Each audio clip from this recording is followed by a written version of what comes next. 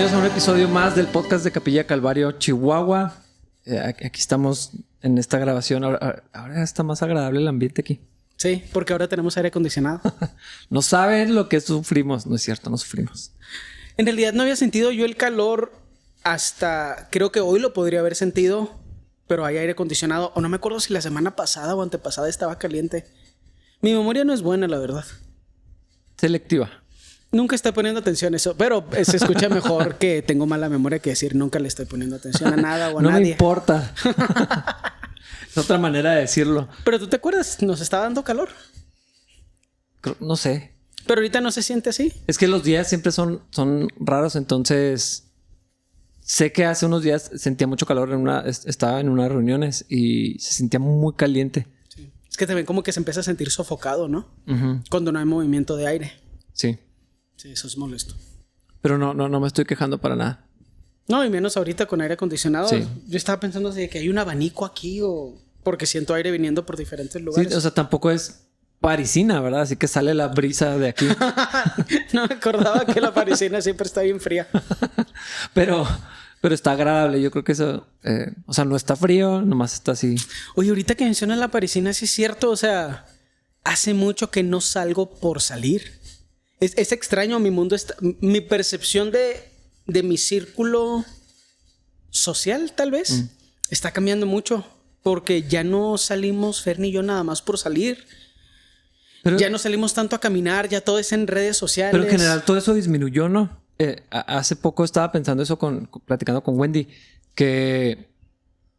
O sea, ya como ciertos lugares que nos gustaban mucho y nos siguen gustando. O sea, que nos da mucha felicidad que existan y como quiera no vamos a ir. Sí. O sea, como quiera no vamos. Sí. ¿Es la edad de eso? No, creo que es post-pandemia. ¿Crees que es algo económico o social? Psicológico. Es que se me hace bien interesante porque hablábamos de esto en el podcast anterior. Como veo cómo se confirman todas las cosas que ya sabíamos sin la teoría psicológica explícita que nos lo haga saber. De que somos seres sociales, de que no es tan sano que estemos todo el día en el celular, que no es tan sano, como decíamos el podcast pasado, que siempre estemos viendo noticias malas que tienen sus efectos negativos. Se siente rara la interacción humana últimamente, pero no sé por qué. No con las personas que convivimos durante la pandemia, pero en general algo se siente extraño, algo se siente fuera de lugar. Mira, yo no sé si ya lo mencioné en un podcast. Es que digo las cosas y no sé dónde las dije. Entonces discúlpenme si me repito a mí mismo. Pero donde yo lo noté así que se me hizo obvio fue en los adolescentes.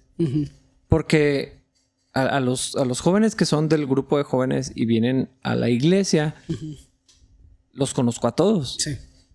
O sea, por nombre y nos saludamos y todo. Pero ahora que regresamos... La actitud que veo en ellos es extraña. Es como si no me conocieran. Sí. Y sé definitivamente que no es nada personal. Pero creo que es como la demostración de lo que todos estamos sintiendo. Pero está exponenciado porque son adolescentes. Sí. Y lo noto aún en las personas con las que convivimos. O sea, ya no convivimos tanto. Sí. Y no es por temor. No es porque por un tema económico. Simplemente no sé si nos acostumbramos o nos desacostumbramos. No sé cuál... Sí, pues que ya no somos tan intencionales como creíamos que éramos, porque todas las cosas, la mayoría de la convivencia entre mexicanos creo que sucede como resultado natural de las interacciones que son repetitivas y rutinarias. Sí. ¿Qué hacemos después del servicio? Pero así de que nos juntemos un viernes a comer, eso pasaba, pero no tanto. Y eso es lo que ha disminuido un poco menos. Casi siempre después de hacer algo juntos, o sea, algo de trabajo, hacíamos algo de social. Pero sí es interesante y me parece, de muchas formas me parece preocupante porque el reemplazo a nivel digital no es equivalente. A mí se me hace que, platicamos también de eso un poco el podcast pasado, el reemplazo digital no trae consigo todos los beneficios de la interacción cara a cara. Y creo que se ve ahorita en las ideologías que están agarrando muchísimo vuelo. Todas son ideologías que te permiten crecer en resentimiento, o sea... Como que esa es la parte que me tiene un poco preocupado de las nuevas generaciones que no tienen una identidad marcada ni personal ni a nivel social.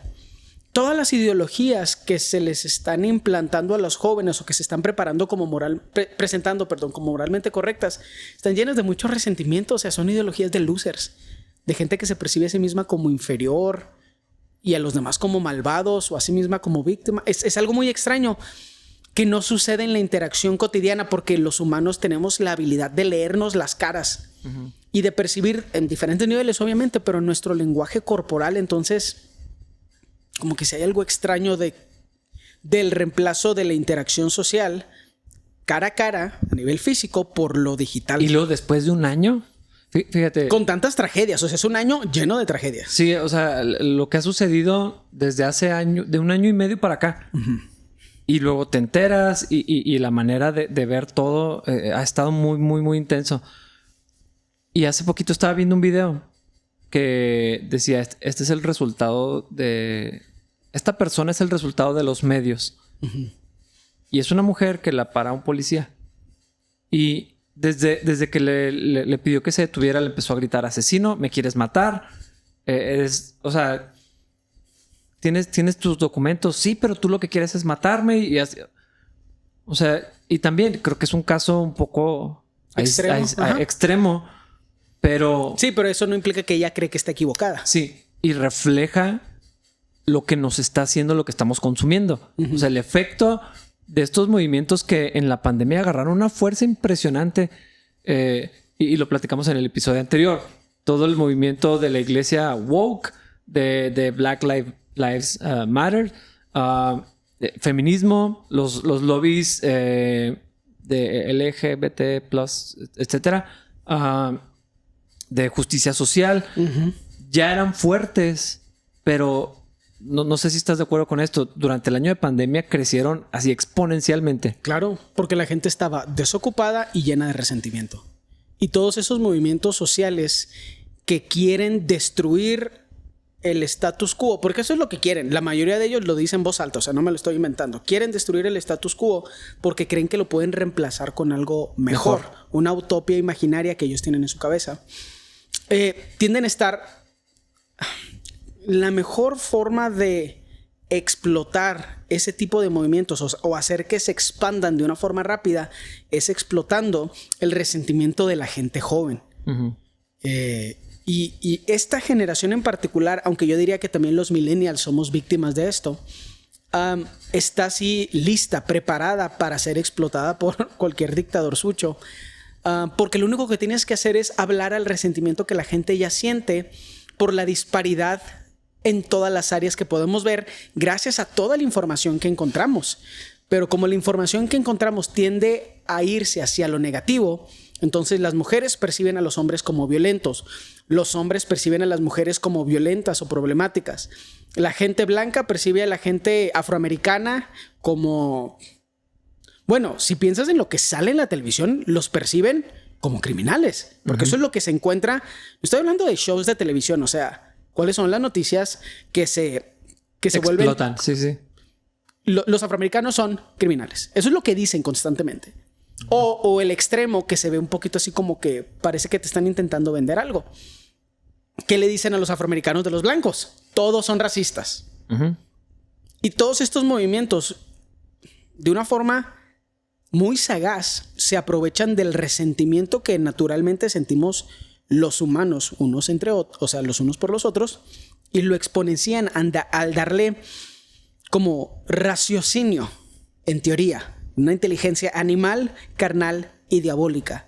Sí, porque no es sabiduría divina. Definitivamente no, la sabiduría divina resarce, restituye, reconcilia. Pero esta cosa animal, carnal y diabólica lo que logra es que la gente que ya tenía en su mente, porque siempre en nuestra mente hay razones para estar enojados, esa gente que ya tenía esas razones ideológicas, ahora tiene 3, 4, 5, 6 casos que apoyan lo que creen. Estamos hablando de 4, 5, 6 casos entre miles de millones de interacciones diarias entre humanos. Pero lo único que necesitas ver es lo que quieres ver para poder ser la peor versión de la persona que eres. Sí. Tu peor versión moral. Lo único que necesitamos es permisividad. Cuando estamos en la esclavitud del pecado, lo único que necesitas es permiso para ser peor. Lo mejor de estos, y es increíble, lo mejor de estos movimientos es que te dan permiso para ser despreciable mientras traes el estándar o el estandarte de ser admirable. Sí, una bandera moral. Antirracial, woke, X o Y cosa. Todas esas cosas predican lo opuesto a lo que creen. Y la semana pasada empecé a pensar en esto, o en el episodio pasado, porque la manera en que Pablo habla de la ley como una maldición. Si no la cumples toda, te va a ir mal. Si no la cumples toda, estás maldito, estás condenado. Es el mismo principio de todas estas pseudo religiones sociales que han estado saliendo. Esa es una buena manera de definirlas porque sí es lo que son. Totalmente. Ajá. Son principios religiosos. Son su propia religión. Más chafa. Tienen sus sacerdotes. Tienen sus tías molestas religiosas también. También. Así que, o sea, como a mí me tocó que una tía que no sabía nada de Cristo, pero se creía católica o protestante o lo que sea, me estaba siempre molestando acerca de cómo me vestía y cosas que hacía que eran irrelevantes. Así también hay las tías, también los tíos, pero tienden a ser más tías feministas, las tías antirracistas. Así que, señora, váyase para allá con su moralidad. ¿A quién cree que está engañando? Pero tienen todos los elementos de las religiones. Tienen... Menos los buenos. Ajá. Sí, pero es que es moralidad. Y decía en lo que leímos en el episodio anterior, es que dice, los que dependen de la ley para hacerse justos ante Dios están bajo la maldición de Dios. Porque las escrituras dicen, maldito es el que no cumple ni obedece cada uno de los mandatos que están escritos en el libro de la ley de Dios. Entonces, esta idea de buscar la justicia y redefinir lo que es justicia, porque la Biblia define la justicia de una manera. El pecado es injusticia. Todo lo que se sale del plan y la voluntad perfecta de Dios es injusticia. Los cristianos, el pueblo de Dios, buscamos la justicia, pero ese tipo de justicia. La justicia de Dios. Entonces, cuando redefinimos la justicia y entonces buscamos la justicia social y todos estos segmentos o pseudo religiones y movimientos que están empujando, nos están llevando a querer cumplir con algo que no se puede cumplir, que es anti-evangelio y donde en el centro quien pierde, si es que lo pudiéramos decir así, es la iglesia, porque todo lo que es blanco, hombre, liderazgo masculino, cisgender, que ahora qué terrible que es ser... Nunca he dicho esa frase, nunca he dicho esa palabra y nunca lo voy a decir. Pero ahora ser hombre de nacimiento, o sea, tengo que decir cisgender porque escojo ser lo que nací ser, o sea, y cristiano, o sea, y entre más de esos elementos tengas, eres más opresor. Eres más opresor, eres más el enemigo. Y todo lo opuesto, entre más cumplas con lo opuesto a todo lo que mencioné, eres más víctima. Y ser víctima es ser más moral. Exacto. Eso, o sea, me parece una conflation, así como que una correlación extraña, así que ¿por qué crees que eres mejor persona? Porque eres una víctima. O sea, que seas loser no te hace una buena persona. ¿Cuándo ser víctima dejó de ser no tengo control sobre mi destino? Pero son los porque héroes. Constantemente una víctima. Todo el tiempo, por todo. Desde todos los ángulos. Sí. A mí lo que se me hace molesto es que hay gente que sí es víctima. Hoy. Hay gente que sí está sufriendo abusos reales. Hoy. Y no están pocos de ellos están en el primer mundo trabajando en oficinas con aire acondicionados, con sueldos de primer mundo. O sea, me sorprende cómo la gente más educada es la más quejumbrosa. Sí. Y la educación lo único que hace es te da permiso ideológico para convertirte en la peor versión de quién eres. Y nada más estamos hablando al nivel moral, o sea, no estamos hablando de ningún tema espiritual, porque eso es algo que me gusta decir y repetir. Los principios bíblicos, aun cuando no se aplican a nivel espiritual, son mejores que cualquier otro principio.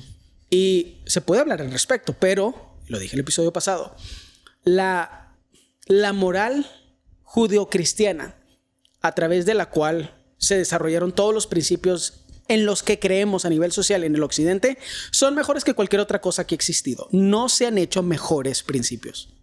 No se van a hacer. Y eso ni siquiera es el punto de la Biblia. Sí. Y eso es algo importante. Cuando estas personas que perciben cómo los sistemas son corruptos asumen que lo podrían hacer mejor, lo único que están enseñando es su ignorancia y están enseñando la inteligencia humana, animal, carnal y diabólica. Solamente porque no te das cuenta que eres tonto no significa que no lo seas. Solamente porque te imaginaste un mundo mejor no significa que podrías hacerlo suceder. ¿Qué es lo que va a pasar?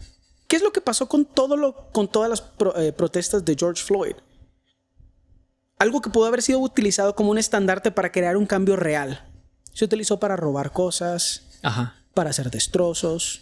Todavía en algunas ciudades como Portland sigue siendo eso. Y eso fue lo que le sacaron a la muerte injusta de este hombre. Y nomás sacó lo peor de todos, de todas las partes. ¿Pero qué se ganó? Nada. ¿Qué cambió de forma permanente? Nada más le hizo a las minorías creer más lo que ya creían.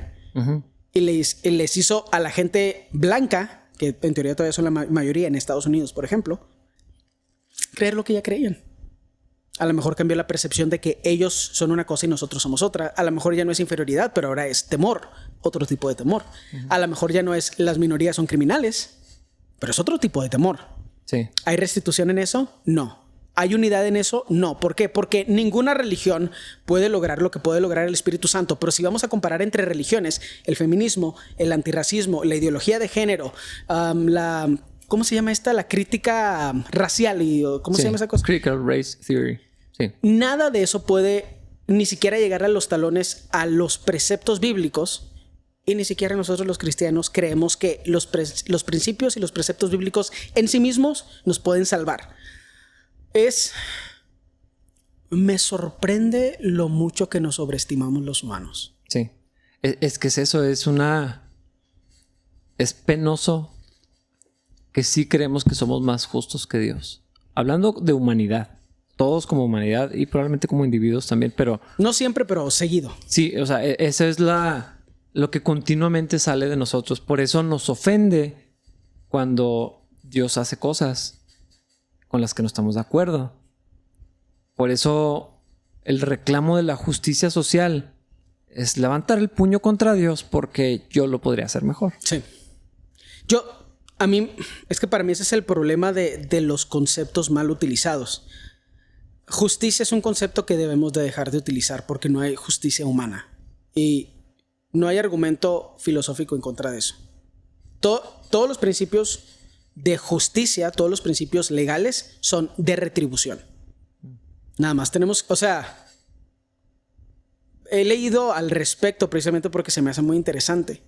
Los humanos, cuando imponemos, entre comillas, la justicia, lo que realmente estamos haciendo es crear un sistema que le retribuye a la víctima de una forma que se percibe como el equivalente y se lo impone al victimario, no sé cómo. Entonces, la víctima recibe retribución y el victimario recibe un castigo. La justicia divina está por encima de eso. La, entre comillas, justicia humana, que solo es retribución, no puede considerar contextos porque es absoluta. ¿Es blanco o es negro? Y son grupos, no hay individuos. Exactamente. O sea, es blancos, es negros, es los que no son cisgénero, es... mujeres. Y lo empiezas a llevar otros. Es víctima y criminal, ciudadano. Siempre es binario, siempre es en pares, pero siempre es de retribución. No sé si la palabra justicia es la palabra correcta. Una de las dos palabras siento que tiene que cambiar. Porque ¿cómo podemos utilizar la misma palabra para hablar de la justicia divina y para hablar del esquema de retribución de me las haces y me las pagas de los humanos? Fuera de alguien que no conoce de principios legales, ¿cómo podríamos decir que la justicia divina se parece a la humana? En la justicia divina no recibimos las cosas malas que nos merecemos. Y en la justicia humana, si se encuentra que eres culpable, recibes el costo de tu crimen. Eso es retribución. Todos estos movimientos sociales son retributivos. Me la hiciste, me la pagas. Muchos de ellos se la hiciste, tu gente se la hizo a mi gente y me la van a pagar. Y es súper interesante porque a veces los roles están al revés. Ajá, y luego a veces es, esa gente se le hizo a otra gente. Ajá. Ni siquiera tiene que ver ni conmigo, ni con mi familia, ni con mi cultura, ni mi contexto. Pero el punto es que para encontrar una identidad encuentras la manera de identificarte como una víctima. Sí. Y puedes violentar a las personas que en tu mente son malas. Esa idea de punch a Nazi, golpea a un nazi. ¿Sabes qué es lo mejor de todo? Cualquiera puede ser un nazi. Eso es lo mejor de todo. Nada más yo necesito definirlo. Ajá. Y necesito pegarte antes que tú a mí.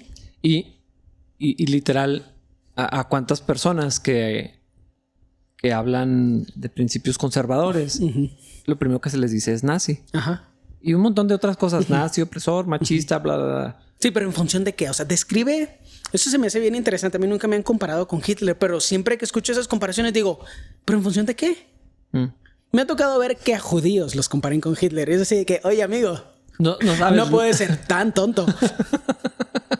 ¿No te puedo abortar a los 18 años? No, eso no existe. No, eso es asesinato. Bueno, está bien.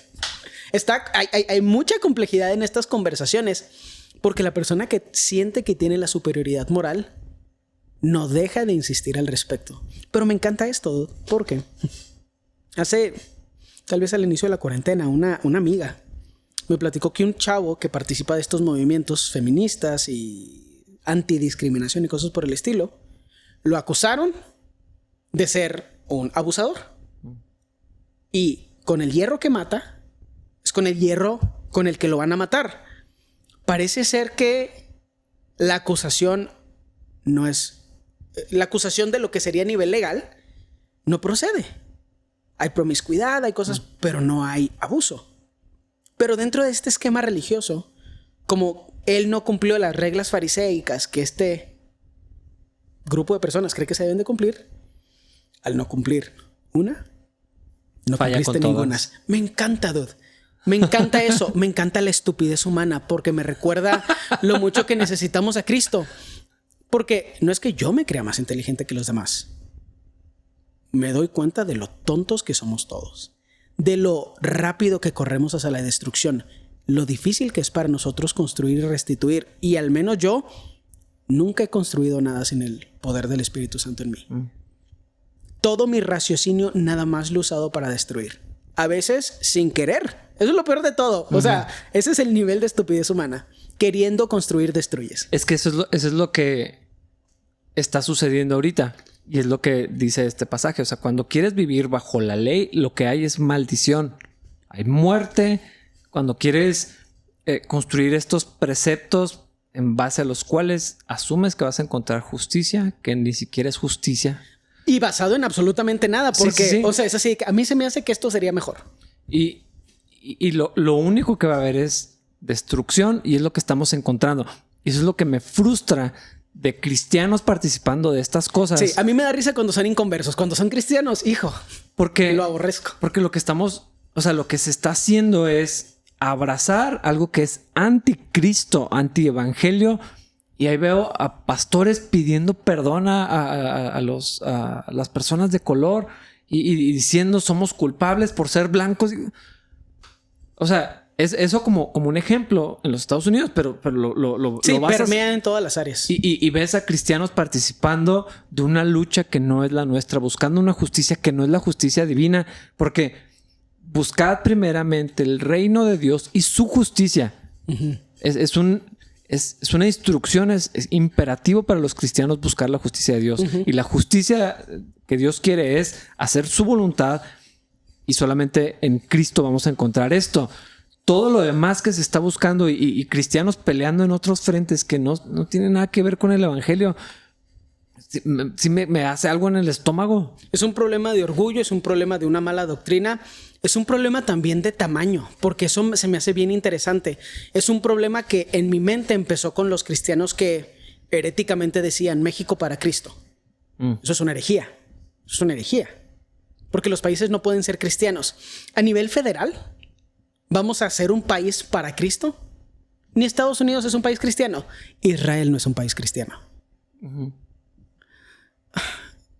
Lean la Biblia a veces. Por favor. Sí. O sea, eso me parece ridículo. Entiendo la intención atrás de eso, pero eso no significa que las palabras no sean problemáticas y que creen un esquema en nuestra mente que creemos podemos cumplir. Y buscamos medios políticos para traer el reino de Dios a la tierra.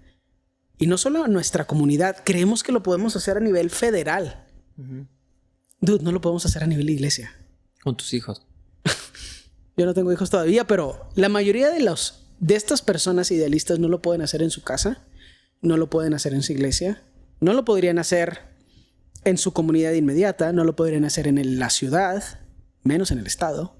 Y creen que México puede ser para Cristo. Y no solo eso, ellos se perciben como herramientas indispensables para que México sea para Cristo. ¿Qué nos pasa, dude? Neta, o sea, me quiero apuñalar a mí mismo el coraje. Digo, ¿qué estamos haciendo, dude? ¿Y Cristo qué? O sea, se me hace muy gracioso lo mucho que hemos permitido que la moralidad de nosotros los humanos permee en nuestra relación con Cristo. Y si Gálatas no existiera y si Romanos no existiera, bueno, la mayoría de las epístolas diría, ok, no sabíamos. Ajá. Pero sobre aviso no hay engaño.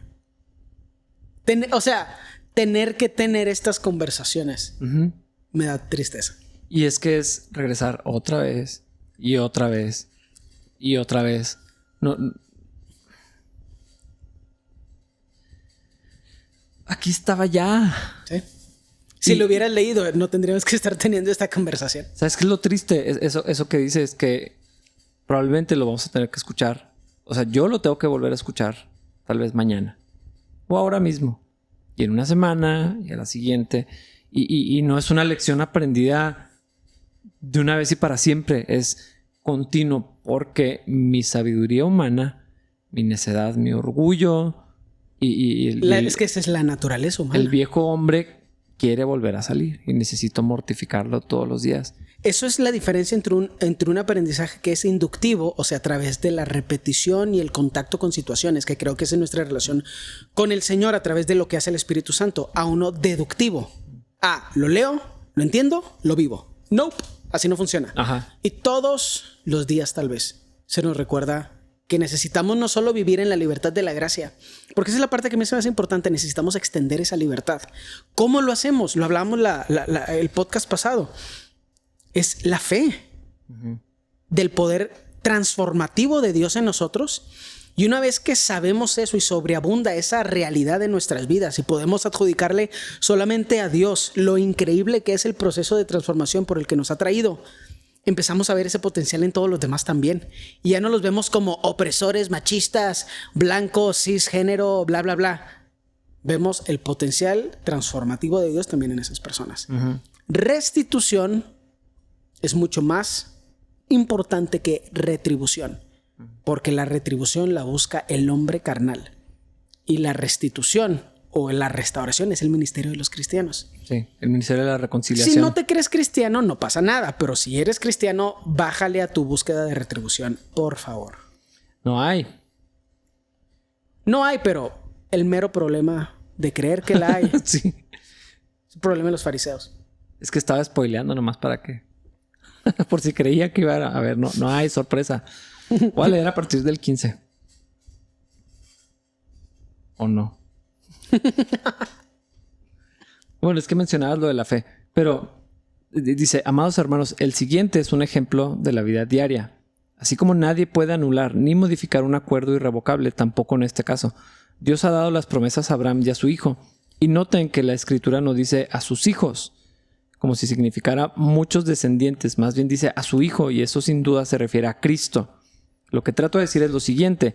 El acuerdo que Dios hizo con Abraham no podía anularse 430 años más tarde, cuando Dios le dio la ley a Moisés, porque Dios estaría rompiendo su promesa. Pues si fuera posible recibir la herencia por cumplir la ley, entonces esa herencia ya no sería el resultado de aceptar la promesa de Dios. Pero Dios, por su gracia, se la concedió a Abraham mediante una promesa. Entonces, ¿para qué se entregó la ley? Fue añadida a la promesa para mostrarle a la gente sus pecados. Pero la intención era que la ley durara solo hasta la llegada del Hijo prometido. Por medio de ángeles, Dios entregó su ley a Moisés, quien hizo de mediador entre Dios y el pueblo. Ahora bien, un mediador es de ayuda si dos o más partes tienen que llegar a un acuerdo. Pero Dios, quien es uno solo, no usó ningún mediador cuando le dio la promesa a Abraham. ¿Hay algún conflicto entonces entre la ley de Dios y las promesas de Dios? De ninguna manera. Si la ley pudiera darnos vida nueva, nosotros podríamos hacernos justos ante Dios por obedecerla. Pero las Escrituras declaran que todos somos prisioneros del pecado Así que recibimos la promesa de libertad que Dios hizo únicamente por creer en Jesucristo.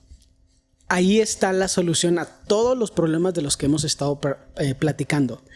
Que los no creyentes crean que pueden transformarse en mejor personas, siendo antirracistas, siendo feministas, siendo antidiscriminación de cualquier tipo. Que los no creyentes crean eso es de esperarse. Uh-huh. No debería de sorprendernos. ¿Qué otra cosa van a hacer? Literalmente toda la historia de la humanidad pasa eso. No le quita lo tonto. No le quita lo antipsicológico, lo anticientífico, lo antihistórico. O sea, no le quita lo tonto. No le quita la falta de reconocimiento de cómo los humanos descomponemos los sistemas para que nos sirvan más a nosotros. Y todos estos individuos tienen en sus ideologías metodologías fascistas similares a las de Hitler y Mussolini. Entonces, no, o sea, ni desde la perspectiva social y científica se podría decir que esta gente está en lo correcto, pero es de esperarse. Porque hasta los animales crean una moralidad que todos los individuos dentro de cierto ecosistema y comunidad deben de seguir. Y a veces son arbitrarios, y a veces son difíciles de entender, y a veces son lo opuesto de productivos. Ese no es mi punto. Que los cristianos creamos que podemos, a través de la ley bíblica, ser aceptados ante Dios, o todavía peor, a través de convertirnos en antirracistas, feministas, antidiscriminación, que podemos de alguna forma accesar las bondades de Dios por nuestras obras, cuando la Biblia es bien clara que esto se logró a través de la fe en el sacrificio que Cristo hizo por nosotros. Sí. Es un evangelio corrupto, prostituido. Inaceptable.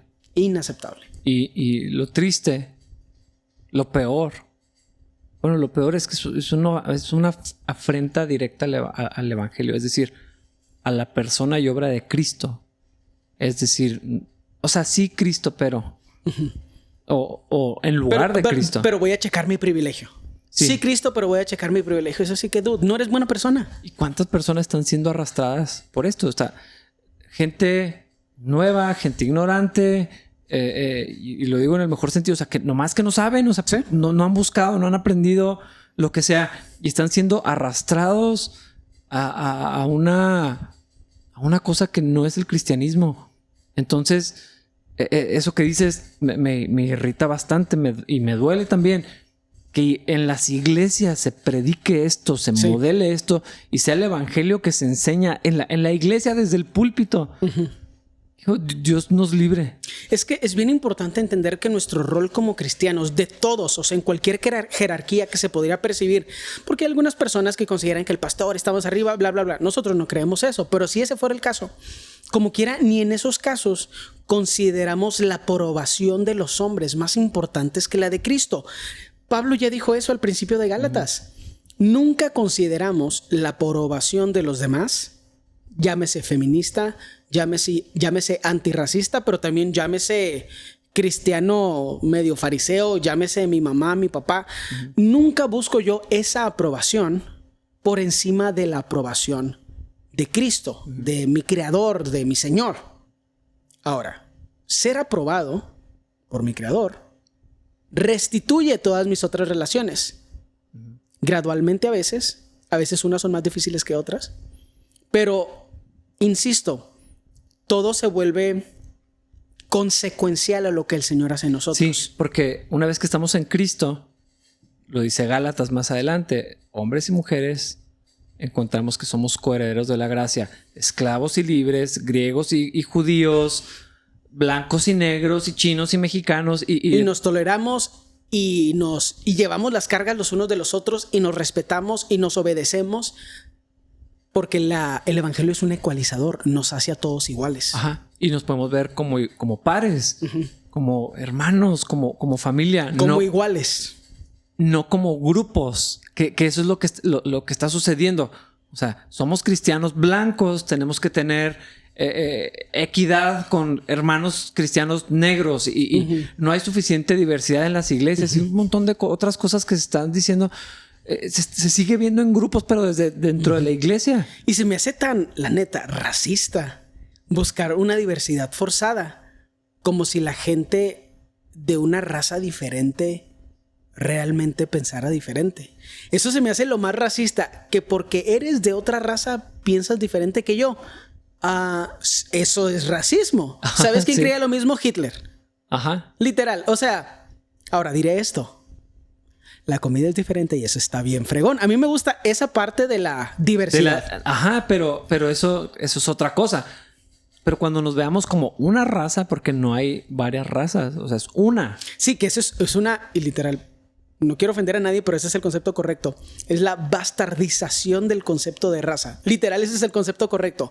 Porque en ninguna otra especie, en nuestra realidad física aquí en la Tierra, se divide raza como se divide con nosotros. ¿Y qué es raza? Se vuelve súper complejo. Porque ¿cuál es nuestra raza? ¿Cuál es tu raza y mi raza? ¿Es la misma? ¿Por qué no? ¿O por qué sí? Ajá, ajá. O sea, literal, los marcadores de lo que es raza son anticientíficos, por cierto. Entonces, o sea, todo este movimiento de crítica racial es anticientífico porque a estas alturas, a la conclusión que ya llegó la ciencia es, ni siquiera sabemos bien qué es la raza porque todos somos más iguales de lo que somos diferentes. Y yo voy y platico con alguien de China, con un chino, y, mira, pensamos casi igual. Sí. Y voy con un negro, y, mira, pensamos casi igual. Voy con un... que es otra raza. Un europeo, pensamos prácticamente igual. Sí, es que somos una raza. Bueno, si son enojones como yo y están llenos de bilis. Raza humana de diferentes colores. Y nadie es bueno. Ajá. O sea, porque no quiero que esto se vea chido. O sea, lo opuesto es así de que somos una sola raza y todos apestan. Todos necesitamos de Cristo y solamente por la fe, no por la justicia ni por equiparar la situación y la condición, el número en la iglesia. Eso se me hace tan necio. Y la verdad, lo racial es raro. Lo de género está súper preocupante. O sea, buscar... Que probablemente en México eso es más problemático que la raza. Sí. O sea, aquí no queremos... O sea, no estamos buscando en México que haya igual número de pastores blancos y negros o latinos. Sí, porque nuestra población de ascendencia africana está solo en Oaxaca. Sí, o sea, no ese es el problema, pero el problema de género sí. Ahí sí buscar esa... Pues a ti te ha tocado que te digan, es que ¿por qué no hay más mujeres en el liderazgo? A mí se me hace bien impresionante, es porque, en primer lugar, tú ni siquiera vienes a la iglesia. O sea, tú no eres digna de confianza, no vienes, no discipulas a nadie, no sirves de ninguna forma. Y por alguna razón, te gustaría que te gustaría ponerle esa carga a una mujer. Ok. Pero si tú no lo haces porque no lo quieres hacer, ¿por qué estás pidiendo algo que nadie quiere? Porque tenemos gente en posiciones de liderazgo. Tenemos mujeres en posiciones de liderazgo. Y la mayoría de esas mujeres no quieren una posición de más responsabilidad. Porque ¿por qué querer una posición de más responsabilidad? Ajá. A menos de que seas un megalomaníaco enfermo y que no entiendas cuál es el rol de un líder cristiano, que es sufrir y sacrificio. Es así de que gente que no sabe nada pidiendo algo que nadie quiere para otras personas imaginarias. Y sin ningún propósito, exactamente. Nomás porque exista. Pero... Esto es extraño porque siempre la moralidad se descompone. Nos ha pasado muchas veces. La Inquisición es eso. Los campos de concentración nazis son eso. Ajá. Lo que pasó en la Rusia comunista es eso. No fue religioso, pero fue moralista. Ajá. Y sí fue religioso. Lo que está pasando en México es exactamente eso. Ajá. Y esto es un problema de cómo no nos hemos dado cuenta, no hemos respetado la Biblia por sus preceptos tan increíbles. Y asumimos que pueden ser reemplazados por otra cosa. Y la Biblia, después de 1,000,000 de años que la hemos tenido disponible, no ha causado tanto daño como estas ideologías nuevas han causado daño. Ahora, la Biblia causa daño cuando está mal utilizada. Obviamente, sí. Y en sí misma tiene la autoridad para que otras personas corrijan al que la está utilizando mal. Pero podemos hablar de muchos factores históricos y de autoridad y de factores dictatoriales, etc. Por estas ideologías bien utilizadas, o sea, utilizadas con el objetivo con el que fueron creados, destruyen. Sí, como que, ¿qué estamos haciendo? O sea, ¿qué crees que está pasando? Y por eso necesitamos pelear contra nuestros impulsos morales, porque son malos. No voy a hacer el paréntesis que siempre hago. Necesitamos los cristianos ya superar esa idea de la moralidad y dejar que el Señor defina nuestro camino y defina nuestra identidad. Que nosotros podamos ver el proceso de transformación que Cristo hace en nosotros y podamos extender esa gracia a los demás. Porque hemos utilizado mucho esta imagen últimamente, pero creernos como esa persona al que se le perdonó muy poco, pues crea estas culturas insanas. Pero cuando tú te reconoces a ti como el peor de los pecadores, te empiezas a dar cuenta que puedes extenderle gracia a los demás. Empieza a darte curiosidad, pero de una forma sana. ¿Por qué la gente llega a las conclusiones a las que llega? Sí. Puedes ver congruencia entre quiénes son y lo que les ha sucedido, y puedes ver la esperanza de Cristo en ellos. Es que podemos ver poco a poco a las personas como Dios las ve, con compasión y con amor y con paciencia, y ves el pecado, porque no se trata de ignorar el pecado, ni hacer como que no existe, ni vivir en pecado para que sobreabunde la gracia. O sea, ninguna de esas cosas son lo que siente naturalmente alguien que ama a Dios. Pero cuando puedes ver como están muertos, esto es un valle de huesos secos, pero Dios me dio vida a mí. Entonces también le puede dar vida a otro. Gloria a Dios. Y lo vamos a ver. Y entonces sí podemos ver a las personas con el potencial de ser salvos, de ser transformados, de ser moldeados a la imagen de Cristo, como Dios lo hizo conmigo. Y no solo como un opresor, un blanco, un rico, una feminista, una feminazi, porque todas esas clasificaciones nos hacen sentirnos superiores a los demás. Esa feminazi, entre comillas, necesitas poderla ver con el potencial de Cristo en ella. Sin los resentimientos, sin los traumas, con sanidad, sin la superioridad. Ahora, con sanidad tal vez en cosas que pasaron en su vida, porque muchas veces son puras cosas de educación ideológica. Pero hay algunas personas que caen en esos extremos porque fueron lastimados y en su mente no se pueden hacer a la idea de no ver a todas las personas como enemigos.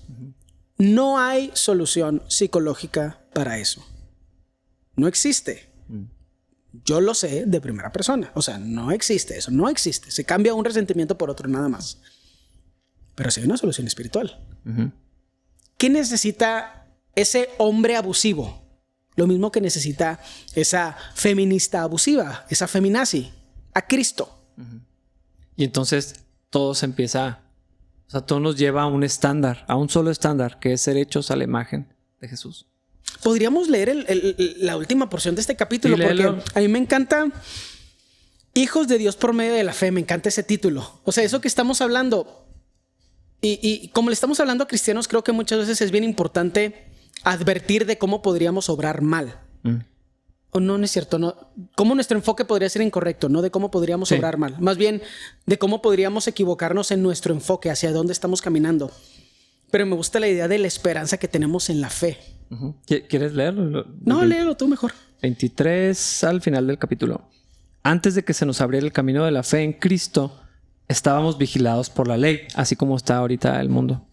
Entre paréntesis. Sí. Nos mantuvo en custodia protectora. Claro que es otra cosa porque es la ley de Dios, por así decirlo. Sí, es la mejor versión de la ley esto. La otra es la ley que bajo la que vivimos ahorita es una ley opresora. Sí, esto es otra cosa. La ley de Dios, el corazón de Dios. Entonces nos mantuvo en custodia protectora. Me encanta esa traducción.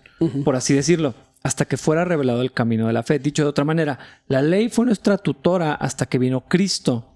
Nos protegió hasta que se nos declarara justos ante Dios por medio de la fe. Y ahora que ha llegado el camino de la fe, ya no necesitamos que la ley sea nuestra tutora. Pues todos ustedes son hijos de Dios por la fe en Cristo Jesús. Y todos los que fueron unidos a Cristo en el bautismo se han puesto a Cristo como si se pusieran ropa nueva. Ya no hay judío ni gentil, esclavo ni libre, hombre ni mujer, negros ni blancos, feministas ni machistas, ni nada. Porque todos ustedes son uno en Cristo Jesús. Y ahora que pertenecen a Cristo son verdaderos hijos de Abraham, son sus herederos y la promesa de Dios a Abraham les pertenece a ustedes.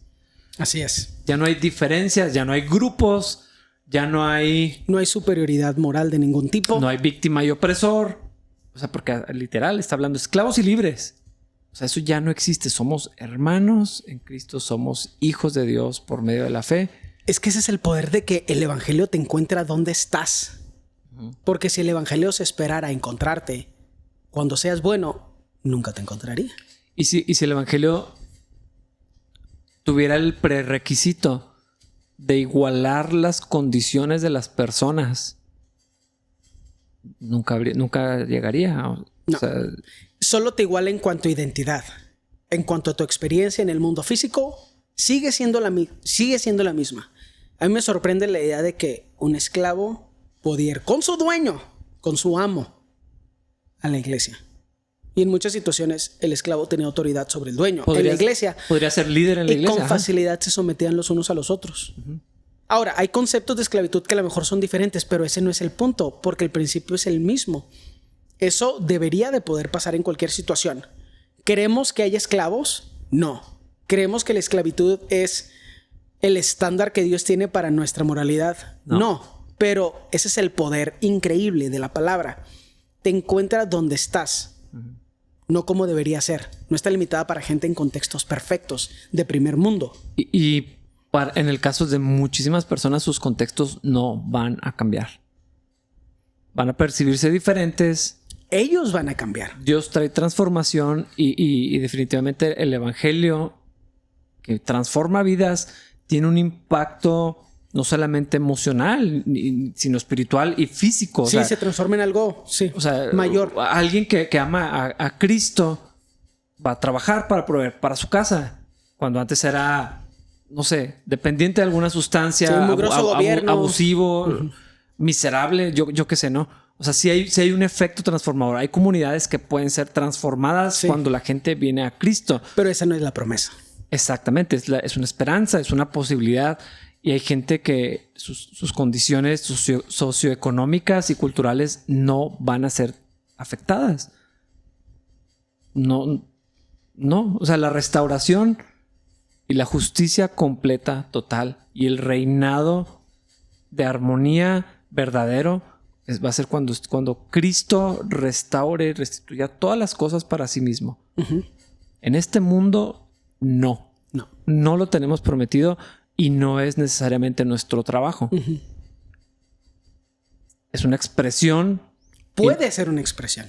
Podría ser una expresión del evangelio, sí. Hay gente que está llamada a llevar el evangelio por medio de esto, probablemente sí. Pero no al revés. No es la expectativa para todos los cristianos y nadie lo debería hacer si no es lo que el Espíritu Santo pone en tu camino y en tu corazón. Y aún si pudiéramos todo el mundo, o sea, esta utopía es una utopía, ¿verdad? Pero aún si lo pudiéramos hacer y las condiciones de todas las personas se nivelaran y fueran diferentes, se van a ir al infierno si no conocen a Cristo. Sí. Y entonces su mejoría, su restitución o retribución o lo que sea que sucediera, si es que fuera posible, que no lo es. Pero si fuera posible que todos tuviéramos lo mismo y que nadie se enojara porque todos tenemos lo mismo. Exactamente. Y nadie abusara de eso. Eso no existe. Ya se intentó un montón de veces y salió peor de lo que estaba antes. Pero si fuera posible, como quiera, no es lo que la Biblia nos llama a hacer. O sea, aunque existiera la capacidad humana de llegar a esa utopía, no es lo que Dios nos llama a hacer y ni siquiera sería justicia. Porque eso no es la justicia de Dios. Y entonces, como quiera, estaríamos... Es más, seríamos una versión global de Pablo. De llenarnos a nosotros mismos de una justicia que nos creamos, de lograr todo lo que nuestros estándares nos obligamos a demandarnos y los cumplimos. Y como quiera, estaríamos lejos de Dios. Trapos de inmundicia. A nivel utópico, pero como quiera, trapos de inmundicia. Sí. O sea, nada que ofrecerle a Dios en eso. Eso no sería agradable a Dios. Sí. Sé cómo suena. O sea, lo estoy diciendo con todas las letras. No sería agradable a Dios porque es aparte de Cristo. Sí. Y nada que le ofrezcamos a Dios, aunque nos parezca humanamente justo, racional, bueno y positivo, nada aparte de Cristo va a ser agradable a los ojos de Dios. Absolutamente nada. Sí. Sí. Hijos de Dios por medio de la fe en Cristo Jesús. Nada más. Y si los preceptos bíblicos no son el objetivo, que son funcionales y productivos, son los mejores que hemos tenido, pues mucho menos cualquiera de las otras ideologías, que no le llegan ni a los talones a la complejidad y a la efectividad de los principios bíblicos. Es más, todavía peor, está demostrado que no funcionan con nombres de países y de líderes. Ni siquiera es, bueno, pues vamos, el beneficio de la duda. Pero esa es la enfermedad del orgullo. Toda esa gente dice, pero yo sí lo voy a hacer funcionar. Yo sí podría. Yo diría, si no lo puedes hacer ni en tu casa, En tu cuarto. si no lo puedes hacer con tu cama, no lo puedes hacer en ningún lado. Necesitamos que el Espíritu Santo sea el que nos dirija, pero eso no puede pasar si no dejamos que el Señor venga a nuestra vida y que sea Él el que redefina todo. Sí. Y a través de esta fe es que yo insisto, siempre cuando pensamos de fe, pensamos en dinero o en milagros físicos, de sanidad. Ajá. No, dude. Tú eres una mala persona. No tú, el que me escucha, no, sí. pero también tú. Sí, yo sé. No me ofende. Eres una mala persona. Eres una mala persona. Es innegable. Eres una mala persona. Pero en las manos del alfarero podría ser otra cosa. Y los vasos de deshonra se convierten... Son usados como si fueran vasos de honra. O bueno, más bien Dios escoge cuáles son sus vasos de honra y cuáles son los de deshonra. Y hay un montón de cosas que suceden y Dios utiliza a los tontos para humillar a los inteligentes. Pero eso ya es una vez que nuestro Señor, o sea, nuestro dueño, determina qué es lo que Él quiere hacer con nosotros. Es mejor esa libertad, la libertad que tenemos en sabernos de Él, que la esclavitud a la ley bíblica, porque es esclavitud a la ley bíblica, que es la mejor versión de la esclavitud, o a la ley del feminismo, a la ley del socialismo, sí. A la ley de la igualdad social, a la ley... Y todos los conceptos mal definidos, mal estudiados, mal esquematizados, y aún así hay gente que quiere vivir bajo esas estructuras. Digo, ¿qué nos pasa? Qué triste. Es que ¿cómo podemos elegir eso por encima de la gracia? Es necio. O sea, ni siquiera tiene sentido. Pero es que sí somos los humanos. Lógico. Y preferimos la versión de John Lennon, que por cierto se llama Corea del Norte, si existe ese lugar. Y, o sea, preferimos eso que la gracia. O sea, gracia gratis, no te lo merecías, no puedes lograrlo, no te alcanza, no te basta, no llegas. Nomás tienes que creer en Cristo y ya es todo lo que tienes que hacer. Pato, una vida sin resentimiento. Qué increíble invitación. Una vida donde no ves a los demás por lo que tienen o por lo que son, sino por la imagen de Dios en ellos. Con fe y esperanza de que Dios los podría transformar.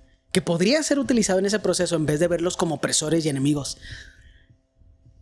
La inteligencia humana es animal, carnal y diabólica. No podemos aspirar a ninguna otra cosa fuera de Cristo. Sí. Pero en Cristo hay plenitud, hay vida, hay abundancia, hay una mesa para todos, todos caben, hay suficiente. Todos somos iguales, nadie es olvidado. ¿Cómo no escogeríamos eso? Yo sí quiero eso y por la gracia de Dios. ¿Cómo los cristianos no escogemos eso? Que los de afuera escojan su basura. ¿Cómo los cristianos ponemos plan A, B y C en vez de decir que Dios haga su voluntad? Necesitamos leer la Biblia. Necesitamos escudriñar la palabra. Necesita volverse otra vez el estándar de fe y conducta. Y si alguna vez nos ven tropezar en esto que estamos diciendo y nos estamos echando de cabeza, nosotros solos, por favor, oren por nosotros y luego nos dicen otra vez y nos avientan esto que estamos diciendo a la cara. Si llegamos a ese punto, mándenos un link. Lo vamos a necesitar, de verdad. Es más, ni siquiera nos digan nada más. Es como que, mira, escúchate lo que tú decías y ya. Escúchate a ti mismo. Y ya. Perdón, estoy batallando con el micrófono. Es que está chueco. Me tiene molesto porque está un poco chueco. Estás batallando en tu mente con el micrófono. Tengo 1 hora haciendo esto. O sea que no me deja en paz. Discúlpeme por hacer esto en público. Probablemente te están escuchando hacer un chorro de ruido. Perdón, Dani, vas a batallar para editar esto. Discúlpeme. Nos vemos en el siguiente episodio. Creo que ya mejor. Sí. Separamos. Bye.